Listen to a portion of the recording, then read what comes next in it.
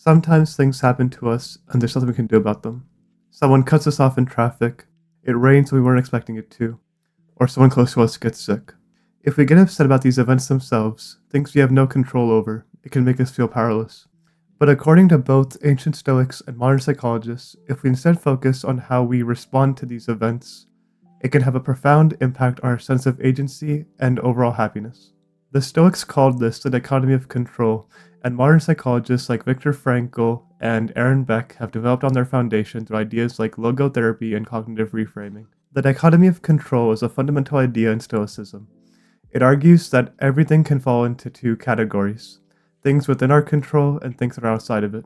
The Stoics argued that our responses fell into the first category, that our reactions were within our control, and if we focused on them, we could reduce suffering and live better lives.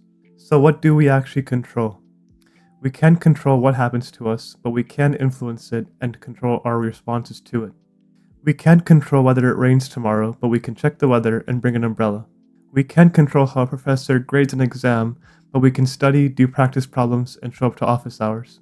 We can't control whether someone breaks up with us, but we can be kind, communicative, and learn from the experience. Austrian psychologist Viktor Frankl touches on a similar idea in his Man's Search for Meaning. He writes, "Everything can be taken from man except one thing, the last of the human freedoms, to choose one's response to any given set of circumstances, to choose one's own way."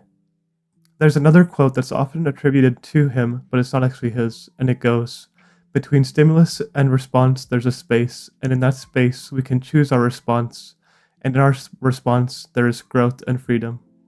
The guy sounds like he's straight out of 400 BC Rome. Frankl endured horrific circumstances between 1942 and 1945, but he refused to let them break him. Instead, he focused on what he could control, his thoughts. He thought about his wife, his work, and helping others in the camp. That mindset kept him going and later formed the basis of his life's work, logotherapy. Shifting gears to more recent psychology, American psychologist Beck developed a similar technique called cognitive reframing. Originally used to treat depression, Beck found that helping patients reframe experiences in more positive lights helped to reduce the intensity of their depression. So what does this mean for you? It means that if you practice reframing negative situations in a more constructive light, it can help you to lead a healthier, happier life. Take the example of a breakup. There are two ways to frame it. The first, there's something wrong with me, I'm unlovable, I'll always be alone. The second, we were looking for different things, I wasn't ready yet, I'll work on myself, and next time will be better. It's clear that the second response is healthier, and I know that's easier said than done, but you can train yourself to do it.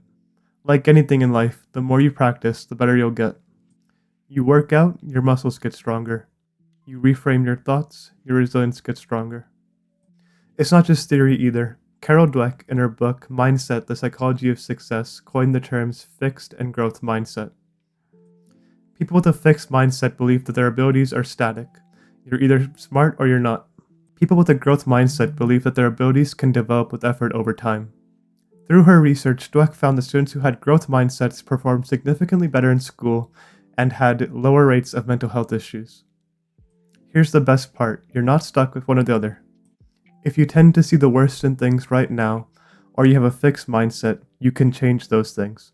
Like anything worthwhile, it takes effort and practice, but it's possible. So what can you take away from all of this?